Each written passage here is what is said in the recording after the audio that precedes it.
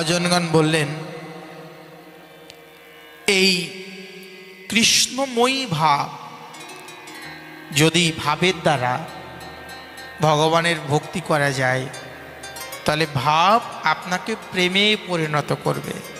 আর যদি ভাব না থাকে, কতগুলো যন্ত্রবৎ সাধনা থাকে, এই সকালে উঠলাম, কীর্তন করলাম, ভোগ লাগালাম, বিকালেই করলাম, এই করলাম, নিত্য নিয়ম করছেন, কিন্তু কি বলুন তো, ওই মেশিনের মধ্যে ধান দিলাম আর চাল একদিকে বের হলো, একদিকে তুষ বের হলো, এই যন্ত্রবৎ সাধনা আপনার হবে ঠিকই, প্রেমবৎ হবে না। প্রেমবৎ সাধনা যদি হৃদয়ের মধ্যে থাকে তাহলে দেখবেন যে আপনি আপনি ভগবত ভক্তি লাভ করবেন। কেন বললেন যে কৃষ্ণের স্বরূপ আর শক্তিত্রয় জ্ঞান। এই সংসারের ত্রিশক্তি, আদিভৌতিক, আদিদৈবিক, আধ্যাত্মিক যে জ্ঞান, এই জ্ঞান যখন আপনার কাছে তুচ্ছাতি তুচ্ছ বলে মনে হবে, যে না, এই সংসারের কোনো কষ্ট, আমি কষ্টের দ্বারা প্রভাবিত হব না, এই সংসারে যত কষ্টই হোক না কেন, যতই ভাবনা হোক না কেন, কোনো ভাবনা দ্বারা, কোনো কষ্টের দ্বারা আমি প্রভাবিত হব না। প্রভু, আমি তোমার চরণেই যাব, তুমি যতই পরীক্ষা নাও, কিন্তু তোমার এই সংসারের কোনো পরীক্ষাতে আমি একেবারে পরাজয় হব না। এটা যে তোমার পরীক্ষা, সংসার তুমি দিয়েছ, যার হয় তার নাহি হয়, কৃষ্ণেতে অজ্ঞান। যদি আদিভৌতিক, আদিদৈবিক, আধ্যাত্মিক এই যে ত্রিতাপ জ্বালা, সংসার সংসার করে মিছে গেল কাল, মিলিল না কিছুই, শুধু আমার জীবনে ঘটিল জঞ্জাল জঞ্জাল জঞ্জাল। এত চেষ্টা করছি তোমার কাছে যাবার জন্য, যেতে পারছি না। সংসারের কতগুলো বাধা, সংসারের কতগুলো বন্ধন আমায় একেবারেই ছেয়ে রেখেছে। কি করে তোমার চরণে যাব আমি ভেবে পাই না গো। বললেন যে তখন যেতে পারবো যখন এই সংসারের জঞ্জাল আমার কাছে তুচ্ছাতি তুচ্ছ বলে মনে হবে। এই জন্য বলেন, সচিদানন্দ রূপায়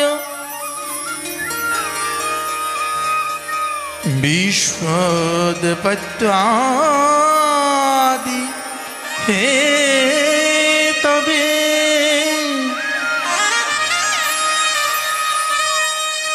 তাপত্রয়ো বিনাশয় শ্রীকৃষ্ণায় বয়ং নমঃ। তোমার সদ্ঘন, তোমার চিৎঘন, তোমার আনন্দ ঘন যে বিগ্রহকে দর্শন করলে এই সংসারের কোনো তাপ থাকে না, কোনো ব্যথা থাকে না, কোনো কষ্ট থাকে না, তোমাকে দর্শন করলেই মনের মধ্যে আনন্দ হয়। যে আনন্দ ঘন বিগ্রহ, তাই আমি তোমার চরণে শ্রীকৃষ্ণায় বয়ং নমঃ বারবার আমি তোমার চরণে প্রণাম করি।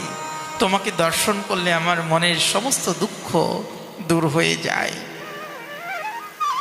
নৈমিষে অরণ্যের মধ্যে দাঁড়িয়ে সনকাদি ঋষিগণ বলছেন, হে সুত গোস্বামী পাদ, এই যে অজ্ঞান, আমাদের মানব জীবনের যে অজ্ঞানতা, যে অজ্ঞানতার জন্য আমরা কৃষ্ণকে ভুলে আছি। কৃষ্ণ ভুলি যে জীব অনাদি বহির্মুখ। কেন কৃষ্ণকে ভুলে গেলাম? কেন বহির্মুখী হলাম?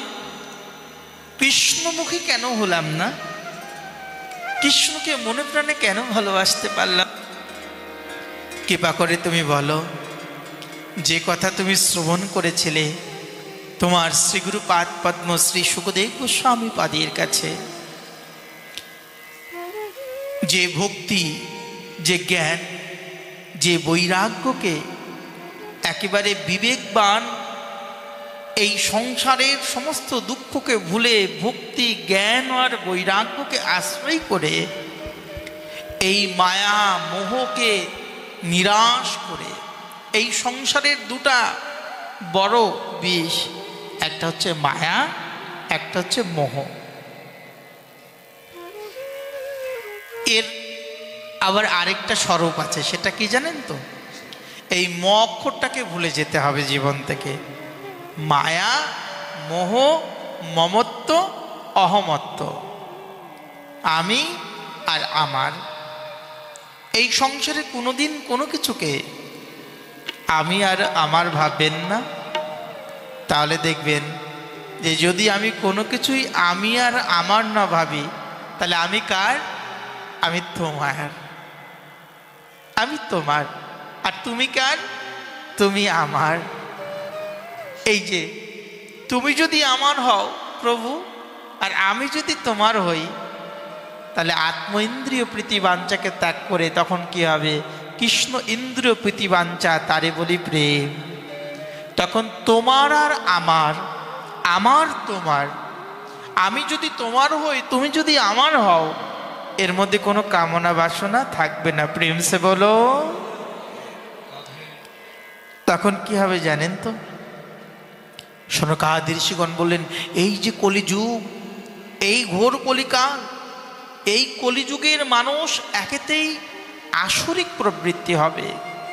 এই কলিযুগের মানুষ, এই যে দেখুন বাংলায় সব কিছু ত্যাগ করে যাচ্ছে, মদ্য, মাংস, গাঁজা, নেশা, মৎস্য, এগুলা ত্যাগ করানো বড় মুশকিল। আমরা শত চেষ্টা করেও এগুলাকে ত্যাগ করানো যাচ্ছে না। কখনো কখনো যদি কোনো জীবের মধ্যে কৃষ্ণ উন্মুখ ভাব জাগ্রত হয়, বললেন যে হে সত্যদেব, তুমি বলো দেখি, এই যে ক্লেশক্রান্তস্য, আমাদের জীবনের যে ক্লেশ, আমাদের জীবনের যে একেবারে কলিযুগ ঘোর কলিকালে একেতেই অল্প আয়ু, তারপর আমাদের অধিক নিদ্রা, তারপর হচ্ছে আমরা সুকৃতিহীন, আরেকটা আছে, সেটা কি?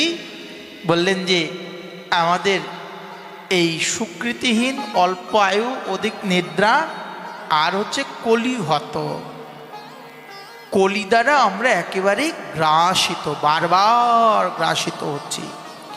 এই সংসারের মধ্যে, এই জলের মধ্যে আমরা একেবারেই নক্র মকর কুমিরূপী কাম, ক্রোধ, মোহ, মদ, মাৎসল্য, এগুলো আমাকে বারবার চর্বণ করছে, গ্রাস করছে। আমরা এদের হাত থেকে বের হতে পারছি না। বললেন যে এমন কোন চিন্তা, এমন কোন সাধনা আছে হে সূতদেব, বলো দেখি, এই জগতের মধ্যে এমন কোন চিন্তা আছে, এমন কোন সাধনা আছে, যে সাধনা নাকি শুনেছি স্বর্গের থেকেও আরো অতি দুর্লভ। সেই সাধনা দ্বারা নাকি গুরুদেবের সান্নিধ্য লাভ করে গুরু প্রীত প্রযচ্ছতি বৈকুণ্ঠম যোগী দুর্লভম। যোগীগণও যে সাধনাকে পাবার জন্য যুগ যুগ ধরে তপস্যা করছেন, এই কলিযুগে সেই সাধনাটা কি এমন সাধনা, যে সাধনার দ্বারা সমস্ত তিতাব জ্বালাকে ত্যাগ করে যাওয়া যেতে পারে, যে সাধনার দ্বারা এই সংসারে নারীত্ব ভাব, পুরুষত্ব ভাব, মমত্ব ভাব, অহমত্ব ভাব, আমি আমার সব কিছু ত্যাগ করে সেখানে যাওয়া যেতে পারে। তুমি কৃপা করে বলো দেখি।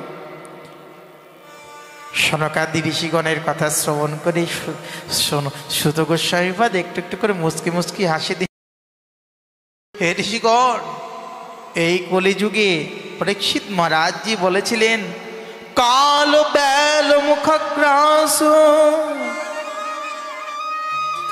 ত্রাসু নির্নাশ হে তবে। এই কলিযুগের একেবারে ব্যালরূপী সর্পের হাত থেকে বাঁচার জন্য একমাত্র উপায় কি? শ্রীমদ্ ভাগবতম কলো শাস্ত্রম কলো। এই কলিযুগে একমাত্র শাস্ত্র নিরূপণ করলেন, সে হচ্ছে শ্রীমদ্ ভাগবত। যাকে আশ্রয় করলে কি হয়?